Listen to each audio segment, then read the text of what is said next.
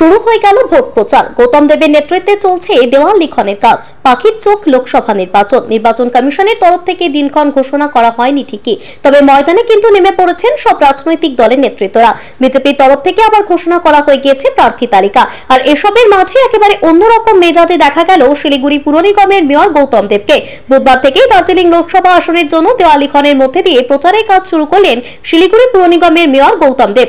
এমনকি একাধিক স্থানের পাশাপাশি 12 নম্বর ওয়ার্ডের হাকিমপাড়ার রাজা রামমোহন রায় সরণিতে দার্জিলিং জেলা তৃণমূলের পক্ষ থেকে গৌতম দেবের নেতৃত্বে শুরু হলো দেওয়াল লিখনের কাজ। উপস্থিত ছিলেন তৃণমূল নেতা মানিক দে, এলাকার কাউন্সিলর বাসুদেব ঘোষ সহ অন্যান্য তৃণমূল কর্মী সমর্থকেরা। বিজেপির পক্ষ থেকে ঘোষণা করা হয়েছে বেশ কয়েকটি লোকসভা কেন্দ্রের প্রার্থী, কিন্তু তৃণমূল কংগ্রেসের তরফ থেকে এখনো পর্যন্ত লোকসভা নির্বাচনের জন্য কোনো প্রার্থীর নাম ঘোষণা করা হয়নি। কিন্তু তা সত্ত্বেও প্রচারের কাজ শুরু করে দিলেন গৌতম দেব। এদিন সংবাদ মাধ্যমের মুখোমুখি হয়ে শিলিগুড়ি পুর নিগমের মেয়র গৌতম দেব বলেন, আগামী 7 দিনের মধ্যে শিলিগুড়ির 47টি সহ ডাবগ্রাম ফুলবাড়ি বিধানসভার অন্তর্গত জলপাইগুড়ি লোকসভা কেন্দ্রের বিভিন্ন এলাকায় সম্পন্ন করা হবে দেওয়াল লেখনের কাজ। আসলে মমতা বন্দ্যোপাধ্যায়কে দার্জিলিং এবং জলপাইগুড়ি লোকসভা কেন্দ্র জিতে উপহার দিতে চান তিনি, এমনটাই মন্তব্য করলেন তিনি।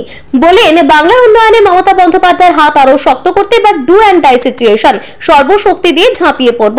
উল্লেখ্য, বিজেপির প্রার্থী ঘোষণা হওয়ার পর থেকেই জোর কদমে প্রচার ময়দানে নেমে পড়েছেন প্রার্থীরা। মূলত তৃণমূলের বিরুদ্ধে একের পর এক তোলাবাজির অভিযোগ তুলে প্রচার ময়দানে ঝড় তুলেছে বিজেপি প্রার্থীরা। অন্যদিকে আবার তৃণমূলের দাবি 100 দিনের টাকা দেয়নি বিজেপি। এছাড়াও আরো একগুচ্ছ ঘটনাকে হাতিয়ার করে প্রচার ময়দানে নেমে পড়েছেন তৃণমূল নেতৃত্ব। ইতিমধ্যে রাজ্যে এসে পৌঁছেছেন কেন্দ্রীয় বাহিনীর জওয়ানরা। লোকসভা নির্বাচনে যাতে কোনো রকমের অপ্রীতিকর পরিস্থিতি না ঘটে সে কারণে এখন থেকেই জেলার বিভিন্ন প্রান্তে টহলদারি চালাচ্ছেন কেন্দ্রীয় বাহিনীর জওয়ানরা। কথা বলছেন গ্রামবাসীদের সঙ্গে। এবার ইলেকশনে আমরা লড়বো এবং আমরা জিতবো। জলপাইগুড়ি এবং দার্জিলিং দুটো সিটেই মমতা বন্দ্যোপাধ্যায়কে আমরা উপহার দিতে চাই। বাংলার উন্নয়নে আমাদের যাতে একটা ভূমিকা থাকে, একটা রোল থাকে। ডাকবাম ফুলবাড়ি দুটো ওয়াল করলাম, গুরুম্বশ্রীর সাইডে একটা করলাম, এই ওয়ালটা করলাম। আগামী 7 দিনের মধ্যে আমরা জরুরি ভিত্তিতে শিলিগুড়ির 47টা ওয়ার্ড, ডাকবাম ফুলবাড়ি আর শিলিগুড়ি সমতল সব জায়গাতে আমাদের যা যা ওয়াল যা যা কিছু আমরা এগুলো প্রচারের এটা একটা মাধ্যম, একটা ধাপ। মানুষের কাছে আমাদের বার্তা, কেন্দ্রীয় সরকারের বাংলার বিরুদ্ধে বঞ্চনা আর মমতা বন্দ্যোপাধ্যায়কে আমরা দেখতে চাই যে অবিজেপি যে সরকার কেন্দ্রে প্রতিষ্ঠিত হবে তার নেতৃত্ব মমতা বন্দ্যোপাধ্যায়কে আমরা বাংলার জননেত্রীকে, ভারতের জননেত্রীকে আমরা দেখতে চাই।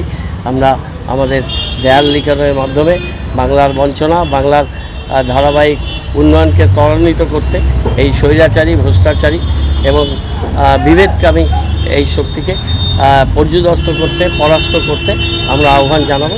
আজকে ওয়াল লিখনের মাধ্যমে